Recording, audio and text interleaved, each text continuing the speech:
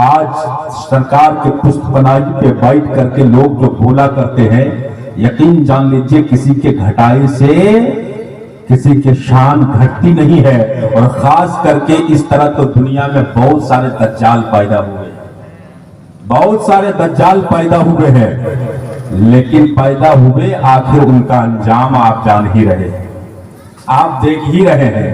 قرآن پہ انگلی کو اٹھا رہا ہے، قرآن کے زیر و زبر کو بدلنا چاہتا ہے، قرآن کی آیت کو ہٹانا چاہتا ہے. اما نادان تجھے پتا نہیں ہے میرے نبی کے سینے میں وہ قرآن اترا ہے جس قرآن کے بارے میں رب فرماتا ہے کہ اگر اس قرآن کو پہاڑ پہ اتار دیتا تو پہاڑ ریزہ ریزہ ہو جاتا، پہاڑ ریزہ ریزہ ہو جاتا. اگر وہ قرآن کسی اور نبی پہ اتارا ہوتا تو وہ برداشت نہیں کر پاتے، لیکن اس قرآن کو میرے نبی کے سینے پہ رکھ کر رب فرماتا ہے لوگوں تمہارے لیے میں نے سب کچھ دیا، احسان نہیں کیا، نبی کو تمہارے درمیان بھیج کر میں نے احسان کر دیا. کیا کہنا ہے، بہت اچھا دیا ہے. آج بھوکنے والا بھوک لے، چاہے تم کسی کے تل میں جاؤ، کسی کے گھونسلے میں بیٹھو، کسی کے گھر میں بیٹھو، بیٹھ کر بھونک لو، لیکن یاد رکھنا جو حشر نمرود کے ساتھ ہے، جو حشر صداد کے ساتھ ہوا تھا، جو حشر قارون کے ساتھ ہوا تھا، جو حشر فرعون کے ساتھ ہوا تھا، نادان تمہارے ساتھ بھی وہی حشر ہوگا، ہمارے ساتھ بھی وہی حشر ہوگا. تم چاہو جو کچھ بھی بولنا ہو بھونک لو، جو بولنا ہو بول لو. نبی کے شان کسی کی گھٹائی سے نہ گھٹی ہے، نہ صبح قیامت تک گھٹ سکتی ہے، نہ گھٹ سکتی ہے.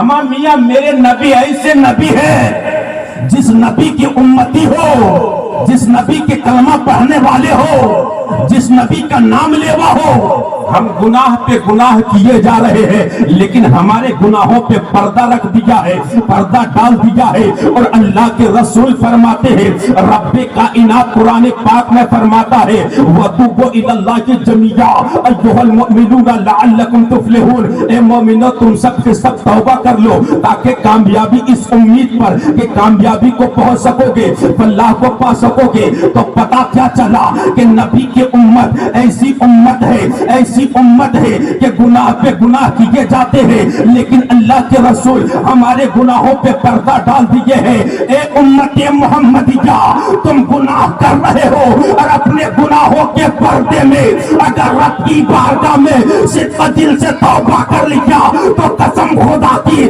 رب کائنات تمہارے اگلے اور پچھلے تمام گناہوں کو معاف فرما لیتا. نعرے تکبیر، نعرے رسالت، جشن غوث الورا حضرت علامہ نظام القادری صاحب قبلہ، نعرے تکبیر، نعرے رسالت. بہت خوب آئی، یہ میرے نبی کی شان ہے. آؤ ذرا ذہن کو قریب کیجئے، قرآن نے کیا بتایا ہے، قرآن کیا دیا ہے. آج اولیاء اللہ پہ انگلی اٹھاتے ہیں لوگ، آج اللہ کے نبی پر انگلی اٹھاتے ہیں لوگ، لیکن آج سے 100 سال پہلے آپ کا جوتا کہاں کھویا تھا قرآن پڑھو تو پتا چل جائے گا. آج سے 100 سال پہلے آپ کا کپڑا کہاں گم ہوا تھا قرآن پڑھو پتا چل جائے گا. آج سے 100 سال پہلے فرعون کے لاش دریا میں غرق ہونے کے بعد وہ ساحل کا کنارہ لگا ہے، وہ کنارہ لگا ہے، وہ فرعون کتنے گج لمبے، کتنے گج چوڑے، کتنے لمبے ہیں وہ کس نے بتایا؟ قرآن نے بتایا. کس نے سبق پڑھایا؟ قرآن نے پڑھایا. کہ میرے نبی کو آج وہ نادان، وہ نمرود، وہ مردود وہ کہتا ہے کہ قرآن تو نبی کا لکھی ہوئی کتاب ہے، قرآن تو نبی کا لکھا ہوا کلام ہے. ارے یہ قرآن اللہ کا کلام نہیں ہے. اس نادان سے کہہ دو آج مصر کے عجائب خانہ میں آج جو فرعون کے لاش پڑے ہوئے ہیں، آج ان کے لاش ہے، یہ کس نے بتایا؟ جوت کی پہاڑ کہاں ہے؟ قرآن پڑھو، قرآن بتا رہا ہے. وہ قاعدہ نبی کا لکھا ہوا ہے، جبکہ اللہ کے رسول کے اللہ کے رسول صلی اللہ علیہ وسلم فرماتے ہیں کہ اس جیسا اگر کوئی دوسرا کلام ہو تو لے آؤ، دوسری آیت ہو تو لے آؤ، نہیں لا پایا۔ عرب کی دھرتی، عرب کی کنٹری، عرب کی سرزمین، عرب کے دھرتی میں عربی بولنے والے لوگ جب قرآن جیسی کوئی آیت نہیں لا سکا تو یہ نادان، یہ مردود وسیم رضوی جو کہتا ہے کہ یہ نبی کا کلام ہے، امامیہ نبی کے کلام کو ہم حدیث کرتے ہیں اور خدا کے کلام کو قرآن پاک کہا کرتے ہیں۔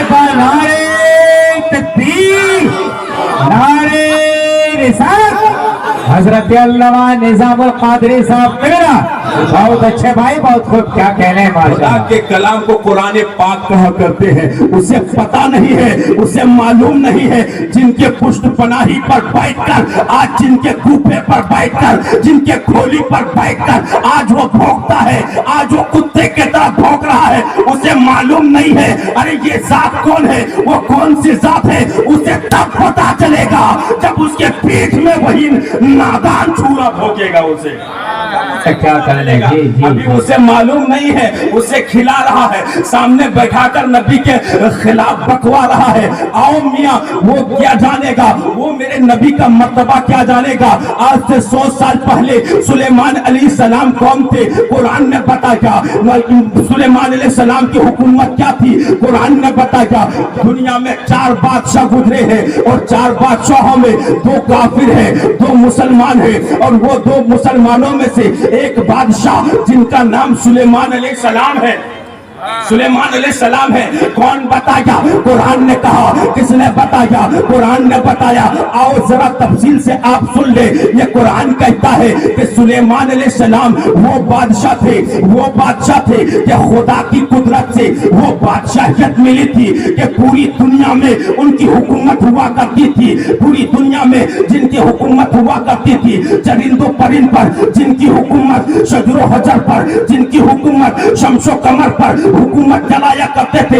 یہ خدا کی دی ہوئی طاقت سے سلیمان علیہ السلام کی حکومت ہے۔ ہوا پہ اپنی حکومت چلاتے تھے، انسانوں پہ اپنی حکومت، جناتوں پہ اپنی حکومت، شیطانوں پہ اپنی حکومت۔ یعنی سلیمان علیہ السلام ایک ایسا بادشاہ ہے، ایک ایسا بادشاہ ہے جس کی حکومت صرف انسان پر نہیں، صرف ایک قوم پر نہیں، بلکہ پوری دنیا میں ان کی حکومت ہوا کرتی تھی، ان کی حکومت چلا کرتی تھی۔